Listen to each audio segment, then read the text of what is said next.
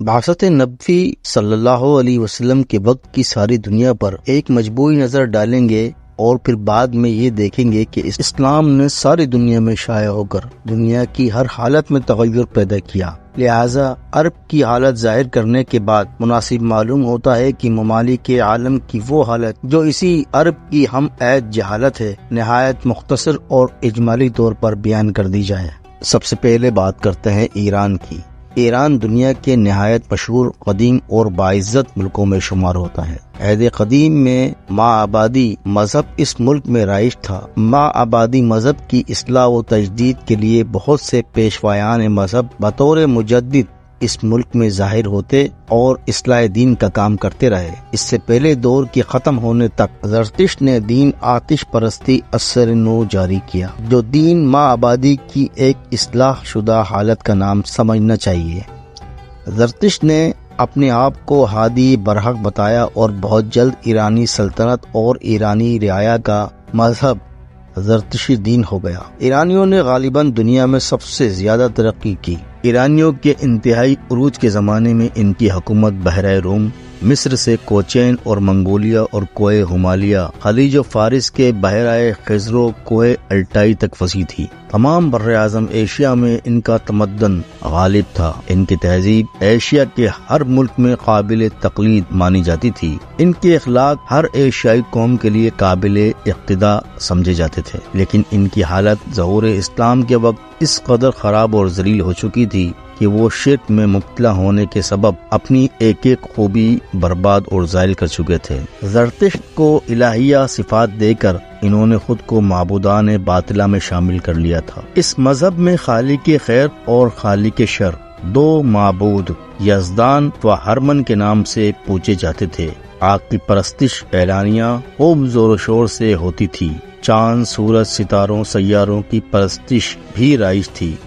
چوری اور ریزنی کا بھی ملک میں زور تھا۔ زنا کا رواج اس درجہ ترقی کر گیا تھا کہ مزدک ناہنجار نے سر دربار کسرائے ایران کی بانو سلطنت کو بے عصمت کرنے کی فرمائش کی اور فرما روائے ایران نے اس کی اس نامعقول و حیا سوز جرات کی مخالفت ضروری نہ سمجھی۔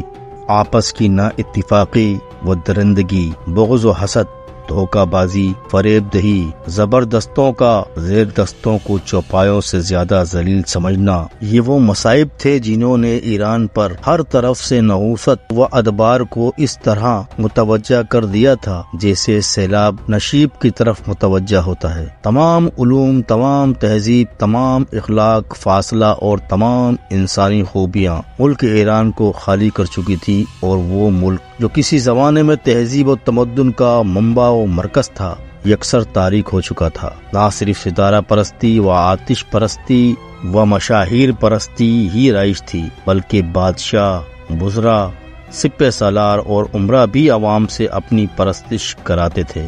اس عذاب سے ایرانی مخلوق اس وقت آزاد اور ملک کی تاریکی اس وقت دور ہوئی جبکہ مسلمانوں نے حدود ایران میں فاتحانہ قدم رکھا۔ ایرانی بادشاہی کے مد مقابل دنیا کی دوسری سب سے بڑی طاقت رومیوں کی سلطنت و حکومت تھی۔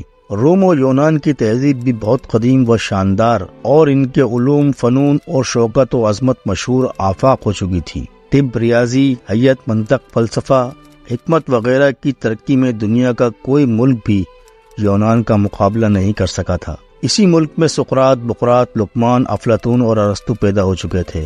اسی ملک میں سکندر جیسا فتح مند اور ملک گیر بادشاہ پیدا ہوا تھا۔ یونانی قیصر، جس کا دارالسلطنت قسطنطنیہ تھا، نہ صرف بادشاہ بلکہ دینی پیشوا بھی سمجھا جاتا تھا۔ باوجود ان مادی اور علمی ترقیات کی چھٹی اور 7ویں صدی عیسوی میں روم اور یونان اس قدر ذلت اور پستی کی حالت کو پہنچ چکے تھے کہ ایران کی تاریکی روم و یونان کی تاریکی سے ہرگز زیادہ نہ تھی۔ جس طرح ایران میں ہر مقروض اپنے آپ کو بطور غلام بیچ ڈالتا تھا، اسی طرح یونان میں غلاموں کی کئی قسمیں تھیں۔ ایک قسم غلام کی ایسی تھی کہ وہ یونان سے باہر دوسرے ملکوں میں لے جا کر نہیں بیچی جاتی تھی، لیکن عام طور پر اکثر غلام غیر ملکوں کو لے جا کر اس طرح فروخت کیے جاتے تھے جس طرح گھوڑے، بیل، اونٹ، بکری وغیرہ فروخت کیے جاتے ہیں۔ آقا اپنے غلام کو اسی طرح قتل کر دینے کا حق رکھتے تھے جس طرح کوئی شخص اپنے مویشی کو ذبح کرنے کا حق رکھتا ہے۔ ماں باپ اپنی اولاد کو بیچ ڈالتے اور دوسروں کا غلام بنا دیتے تھے۔ روم و یونان میں غلاموں کو شادی کرنے کا اختیار نہ تھا،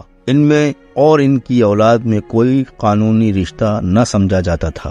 عیسیٰ علیہ السلام سے 200 برس بعد تک عیسائیوں میں راہبوں کا کہیں نام و نشان تک نہ تھا، لیکن 6 صدی میں راہبوں کی یہ کثرت شام و یونان اور روم میں ہو گئی کہ ہر شخص جو عزت و تکریم کا خواہاں ہوتا رہبانیت اختیار کر لیتا۔ پھر رفتہ رفتہ یہ رسم عورتوں میں بھی رائج ہو گئی تھی، جس کا نتیجہ یہ تھا کہ خانقاہ جو راہب مردوں اور راہبہ عورتوں کے قیام گاہیں تھی قابل شرم حرکات کا مقام بنی۔ بعض راہب سیرہ نشین بھی تھے۔ عورتوں کی جائز عزت اور والدین کی تعظیم قطعاً مفقود ہو چکی تھی۔ چوری، زنا، دھوکہ بازی عام طور پر رائج تھی۔ گداگری معیوب نہیں سمجھی جاتی تھی، جو طوفان رحمانیت کا لازمی نتیجہ تھا۔ توحید اور رب پرستی کا نام و نشان باقی نہ رہا تھا۔ زاہدوں، راہبوں اور مذہبی پیشواؤں کی خدمت گزاری سے رضامند کر لینے کے ذریعے سے نجات کا سرٹیفکیٹ حاصل کیا جاتا تھا۔